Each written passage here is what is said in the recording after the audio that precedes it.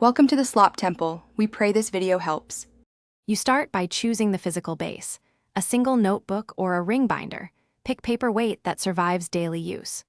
Once chosen, assemble pens, ruler, tabs, and labels so you never hunt for tools. This reduces friction. Next, claim a consistent workspace and a small storage spot so the journal becomes a habitual object. Make an initial index page and a key for symbols. This first structure saves time and keeps entries searchable as you build momentum.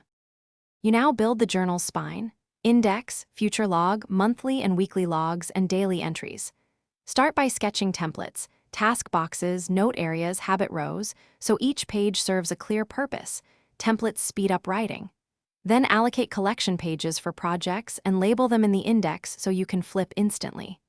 Once done, use priority markers and a simple signifier system for status. This keeps project work separate from daily capture and prevents clutter as complexity. You finish by institutionalizing maintenance. Perform a weekly review where you migrate unfinished tasks, update the future log, and archive completed pages.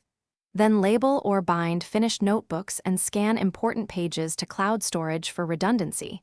This protects your work and makes searches easier. Finally, set a 5-10-minute daily ritual to keep momentum. If you stall, simplify immediately. Reduce to 3 core items per day and rebuild complexity slowly. That single troubleshooting move restarts the habit without guilt. Thanks for watching. Consider subscribing if we helped you.